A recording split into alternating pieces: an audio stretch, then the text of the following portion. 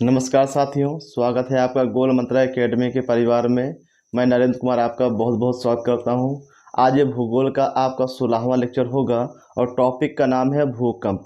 और भूकंप एक ऐसा टॉपिक है, बहुत छोटा टॉपिक है लेकिन बहुत ज़बरदस्त टॉपिक है। इसको ध्यान से पढ़िएगा और यहाँ से एक क्वेश्चन सभी वनडे एग्जाम और पीसीएस एग्जाम में यहाँ से क्वेश्चन जरूर आते हैं। तो हम स्टार्ट करेंगे भूकंप के बारे में। भूकंप होता क्या है? तो जैसे हम कहते हैं पृथ्वी में जब कंपन उत्पन्न होती है उसे क्या कहते हैं? भूकंप कहते हैं। क्या कहते हैं? भूकंप कहते हैं। और भूकंप आने का कारण क्या है? बहुत सारे कारण हैं। जैसे हम देखेंगे ज्वालामुखी, हम पीछे पढ़ चुके हैं इसके पहले वाला। तो ज्वालामुखी के बाद क्या है? भूकंप को हम पढ़ रहे हैं। अब जैसे भूकंप आपका होता है तो भूकंप के केंद्र को कहते हैं क्या? अधिकेंद्र है। तो यहाँ पे जैसे हम कुछ शब्दावलियाँ हैं भूकंप से संबंधित, और यहीं से है क्या आपके क्वेश्चन आपके बनते हैं। ये भूकंप से संबंधित क्या है? शब्दावलियाँ हैं। और इधर हम क्या पढ़ेंगे? भूकंप के प्रकार पढ़ेंगे। तो हम स्टार्ट करते हैं भूकंप की जो शब्दावलियाँ हैं। तो देखेंगे पहले यहाँ पे लिखा है सिस्मोग्राफ, वो सिस्मोलॉजी। क्वेश्चन ये आएगा कि भूकंप का अध्ययन कहलाता है। तो भूकंप का अध्ययन क्या कहलाता है? सिस्मोलॉजी। क्वेश्चन आएगा कि भूकंप का अध्ययन क्या कहलाता है? तो आपको याद रखना है सिस्मोलॉजी कहलाता है। क्या कहलाता है? सिस्मोलॉजी कहलाता है। क्या कहलाता है? सिस्मोलॉजी। तो सिस्मोलॉजी आपका कहलाता है क्या? भूकंप का अध्ययन। अब देखिए सिस्मोग्राफ है, एक रिक्टर स्केल है, मार्केली स्केल है। तो ये भैया आपका क्या है? यंत्र है। और ये क्या है? पैमाना। ये क्या है आपका? पैमाना। और ये भी क्या है आपका? पैमाना, है ना। तो ये यंत्र है। क्वेश्चन ये आएगा कि भूकंप की तीव्रता, तो यहाँ हम लिख देते हैं किससे, यहाँ पे हम लिख देते हैं किससे, और यहाँ पे हम लिख देते हैं किसमें, और यहाँ पे हम लिख देते हैं किसमें, है ना। तो ये क्वेश्चन तीनों आप क्या है? तीनों मिलते जुलते हैं। तो क्वेश्चन ये आएगा कि भूकंप की तीव्रता किससे मापा जाता है? किससे मापा जाता है? तो कहने का मतलब यहाँ पे ये है, यहाँ पे यंत्र पूछा जा रहा है ना कि पैमाना। तो अगर पूछे भूकंप की तीव्रता किससे मापी जाती है तो आपका आंसर क्या होगा? सिस्मोग्राफ होगा। क्या होगा? सिस्मोग्राफ होगा। लेकिन अगर यहाँ से ये पूछे कि भूकंप की तीव्रता किस में मापी जाती है तो ये आपका है रिक्टर स्केल। क्या है? ये रिक्टर स्केल है। और इसकी जो खोज है चार्ल्स रिक्टर ने किया। किसने किया है? चार्ल्स रिक्टर ने किया है। और ये गणित के लॉग पर आधारित है। ये गणित के लॉग पर आधारित है, ये भी आपको याद रखना है। फिर से सुनिए, रिक्टर स्केल है और ये पैमाना है, और इसकी खोज जो है चार्ल्स रिक्टर ने किया है। किस पर आधारित है? गणित के लॉग पे आधारित है। अब देखिए इसमें कुछ संशोधित करके, किसमें? रिक्टर स्केल में। तो एक पैमाना और बनाया गया है, वो है मार्केली स्केल। क्या है आपका? मार्केली स्केल। इसको खोजा गया है जी मार्केली के द्वारा। किसके द्वारा? तो खोजा गया है जी मार्केली के द्वारा। किसके द्वारा? जी मार्केली के द्वारा। तो ये आपके 2 पॉइंट आपको याद रखना है। रिक्टर स्केल की खोज किसने की है? चार्ल्स रिक्टर ने किया है। और ये गणित के लॉग पे आधारित है।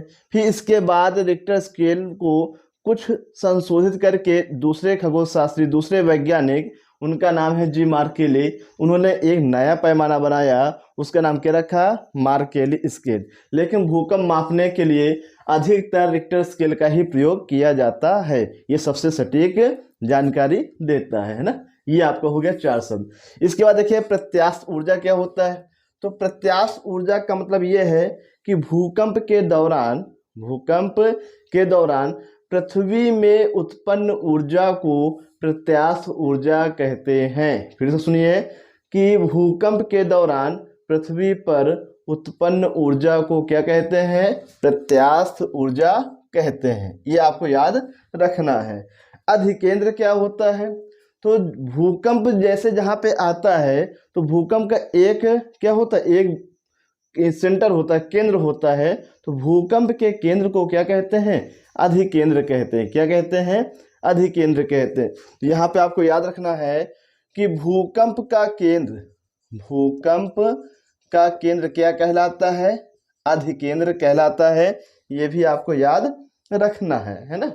अब इसके बाद आएंगे कोलैप्स भूकंप। कोलैप्स भूकंप आप ऐसे समझिएगा, जैसे भूकंप आता तो भूकंप हो गया, कोलैप्स भूकंप को हम आर्टिफिशियल अर्थक्वेक कह सकते हैं। आर्टिफिशियल अर्थक्वेक, अर्थक्वेक को हिंदी में कहते हैं भूकंप, और भूकंप को अंग्रेजी में कहते हैं अर्थक्वेक। कहने का मतलब है कि इसे खनन क्षेत्र है, क्या है, खनन क्षेत्र, जैसे कोयला खनन क्षेत्र हो गया, तो यहाँ पे बड़ी बड़ी चट्टानों को जैसे गिराना है तो यहाँ पे विस्फोट किया जाता है। यहाँ पे क्या किया जाता है, विस्फोट किया जाता है। तो खान में, जहाँ कोयले की खान होती है, वहाँ पे विस्फोट करने के लिए विस्फोट करते हैं, तो उसके आसपास में क्या है, पृथ्वी कांपने लगती है, और उसी कांपने को क्या कहते हैं, भूकंप कहते हैं। तो उसे ही क्या कहते हैं, कोलैप्स भूकंप। तो आप सीधा सीधा ऐसे लिखेंगे कि खनन क्षेत्र में चट्टानों को तोड़ने के लिए, उनकी छतों को गिराने के लिए क्या विस्फोट किया जाता है, तो इससे वहाँ पे क्या है, पृथ्वी कांपने ही लगती है। तो उसी को क्या कहते हैं, कोलैप्स भूकंप कहते हैं। क्या कहते हैं, कोलैप्स भूकंप। रेडान गैस से क्या क्वेश्चन बनेगा, तो आपको ये याद रखना है कि जब वायुमंडल में रेडान गैस की मात्रा क्या है, उपस्थित हो जाती है। कहने का मतलब ये है कि हमारे वायुमंडल में रेडान गैस नहीं पाई जाती है। अगर रेडान गैस वायुमंडल में आ गई है तो इससे अनुमान लगाया जाता है कि भूकंप आने की संभावना है। जैसे कभी कभी वैज्ञानिक लोग भविष्यवाणी कर देते हैं कि हाँ भूकंप आने वाला, कैसे, जब हमारे वायुमंडल में रेडान गैस की मात्रा उत्पन्न हो जाती है तो भूकंप आने की संभावना होती है। फिर इसके बाद देखेंगे ये टी सुनामी क्या है, जब भूकंप का केंद्र समुद्र में हो, जब भूकंप का केंद्र क्या हो, समुद्र में हो, तो उसे क्या कहते हैं, सुनामी कहते हैं। क्या कहते हैं, सुनामी। यहाँ पे टी क्या है, साइलेंट है, यहाँ पे टी क्या है, साइलेंट है। तो इसको हिंदी में क्या लिखेंगे, सुनामी। क्या लिखेंगे, सुनामी।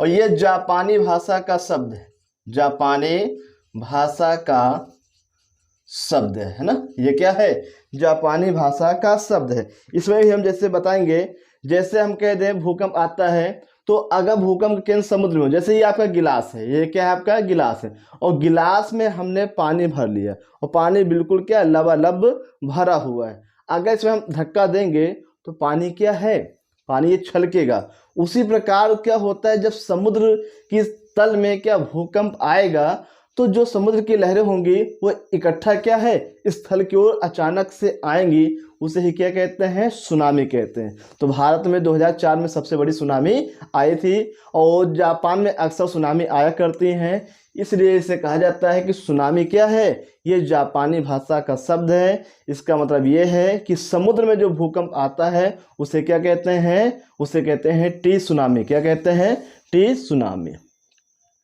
तो इसे कहते हैं टी सुनामी कहते हैं। तो ये आपकी हो गई है शब्दावलियाँ, सिस्मोलॉजी, सिस्मोग्राफ क्या होता है ना, इसको आपको एक दो बार अच्छे से देख लेना, फिर नोट्स बनाइएगा, बड़े ही आसानी भाषा से क्या है आपको याद हो जाएगा। अब यह हम देखेंगे भूकंप के तरंगों के प्रकार। ये क्या है आपका भूकंप के तरंगों का प्रकार है। तो पहला है प्राथमिक तरंग, प्राथमिक भूकंपी तरंगे, प्राथमिक भूकंपी तरंगे। दूसरा हो जाएगा द्वितीयक भूकंपी तरंगे, और तीसरा है आपका धरातली भूकंपी तरंगे।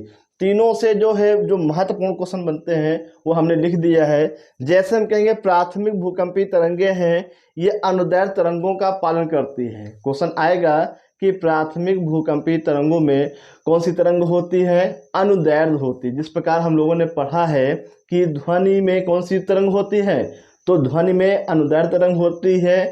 ठीक उसी प्रकार प्राथमिक भूकंपी तरंगों में भी क्या होता है, अनुदैर्ध्य तरंग होती है।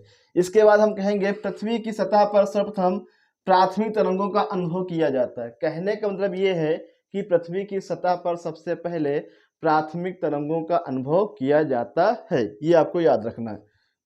इनका वेग होता है, ठोस में होता है, तरल में होता है और गैस में होता है। इनका वेग क्या होता है, ठोस में होता है, तरल में होता है और गैस में इनका क्या होता है, वेग होता है।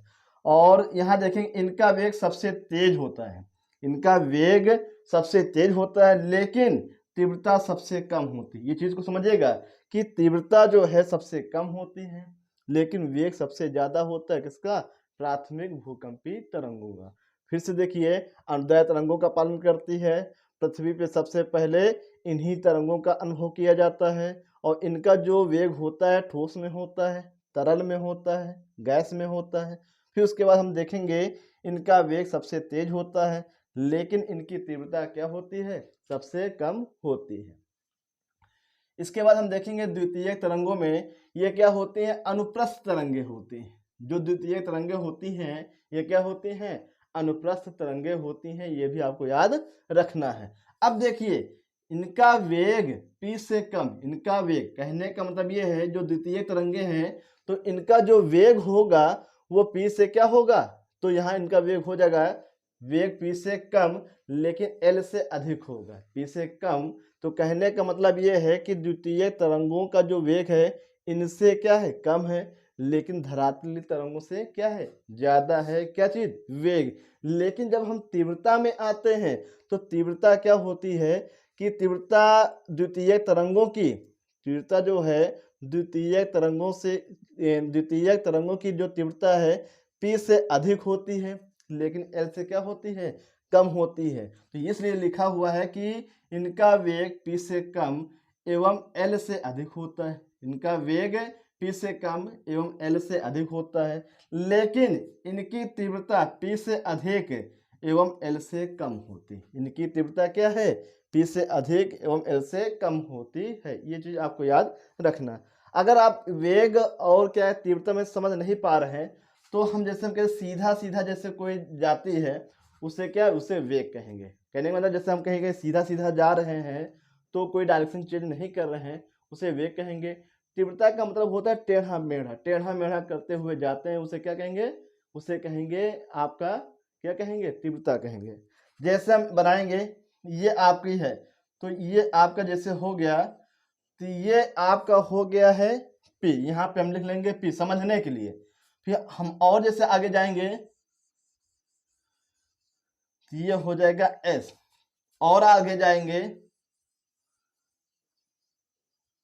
ये आपका हो जाएगा L, ये क्या हो जाएगा आपका L। तो P का मतलब है यहाँ पे क्या है, देखेंगे हम तीव्रता, तीव्रता मतलब क्या, टेढ़ा मेढ़ा। तो यह टेढ़ा मेढ़ा होते वो नाम मात्र का, क्या है, नाम मात्र का। ये हम तीव्रता की बात कर रहे हैं, क्या बात कर रहे हैं, तीव्रता।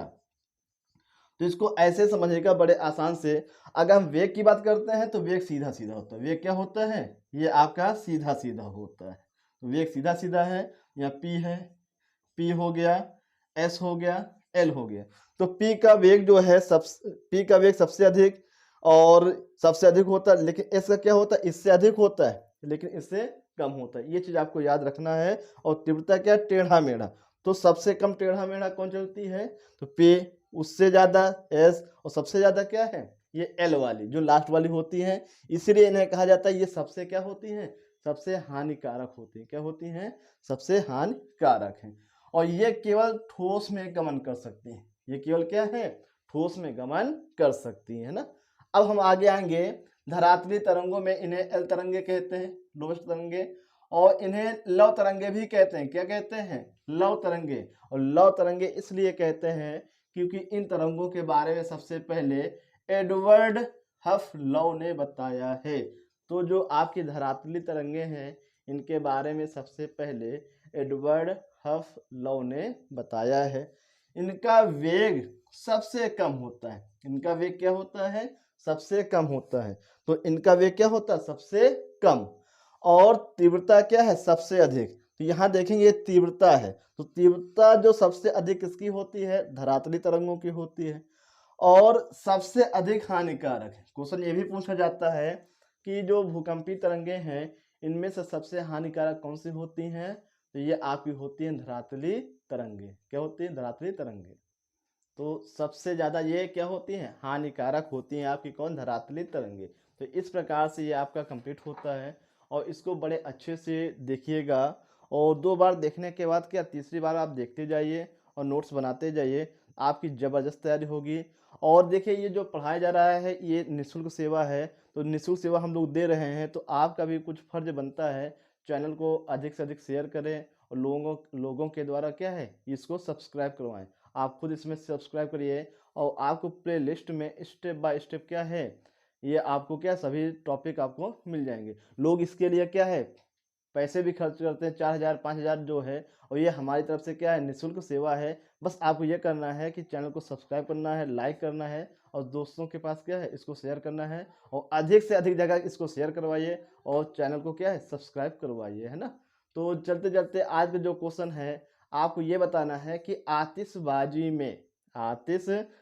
में लाल रंग, हरा रंग किसके कारण होता है? फिर से सुनिए, आतिशबाजी में लाल रंग, हरा रंग किसके कारण होता है? इसका जवाब आप लोग कमेंट सेक्शन में लिख के बताएँगे, है ना। और एक चीज़ और कहेंगे, अगर एक कैंडिडेट अगर लिख देता है उसका आंसर, तो ये अपील है हमारी तरफ से कि सभी व्यक्तियों को क्या है, उसका जवाब कमेंट सेक्शन में लिख के आपको बताना। ऐसा नहीं एक व्यक्ति ने लिख दिया है, बाकी लोग देख रहे हैं तो कह रहे ये तो बता दिया गया, ऐसा नहीं। क्योंकि आप लोग जानते हैं कि अगर हम कोई चीज़ पढ़ते हैं और पढ़ने के बाद लिख देते हैं, तो लिखने से वो क्वेश्चन हमारे दिमाग में हमेशा के लिए क्या है, ये बैठ जाता है। तो इस चीज़ का ख्याल रखें कि आपको क्वेश्चन का जो आंसर है, कमेंट सेक्शन में ज़रूर से ज़रूर लिखना है ना। ठीक है, जय हिंद, जय भारत।